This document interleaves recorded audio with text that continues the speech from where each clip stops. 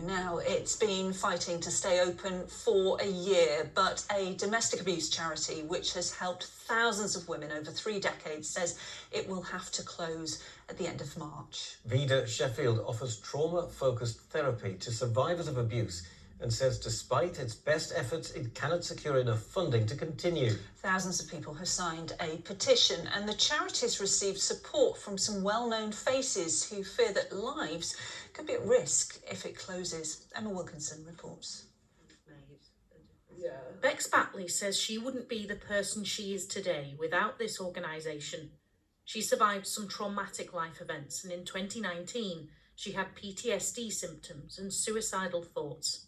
And I'd been bounced around from different mental health services, and I was either too complex for some and then not high risk enough for others. I was referred to Vida by the NHS. I can honestly say I wouldn't be here without Vida. I wouldn't have had the strength to keep going if they hadn't have given me the support that they did. Each year, Vida provides specialist therapy to around 250 women recovering from trauma caused by domestic abuse. This is one of our therapy rooms here. But a lack of funding means that will soon have to stop, a reality Jane tells me is devastating, because here they estimate their work saves the NHS around £50,000 a month. We have about 60 to 70% of our referrals will come from the NHS.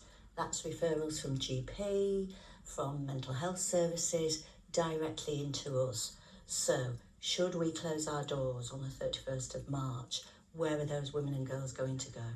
And CEO Karen says that's been keeping her up at night. Donations and grants, while increasingly difficult to secure, have helped in the short term. But Karen says what they need is repeat multi-year funding. We do our service users a disservice if we try to just hobble along piecemeal. They need an assurance that this service will be available to them longer term and not just for a few months. More than 27,000 people signed a petition to keep Vida open, and their fight has gained the support of Emmerdale actress Eden Taylor-Draper. For the first time in ages, I woke up feeling optimistic. Her character Belle has been at the centre of a domestic abuse storyline. Domestic abuse and violence isn't just going through it, a lot of it is the other side of it. Playing this storyline has really opened my eyes up to why things like this need to exist and just how incredible that support is.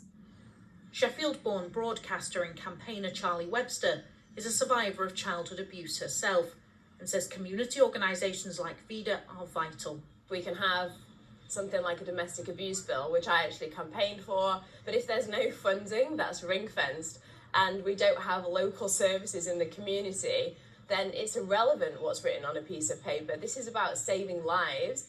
And it's women's lives that the staff at Vida fear could be at risk if they're not given a lifeline in the next few months. Emma Wilkinson, ITV News, Sheffield.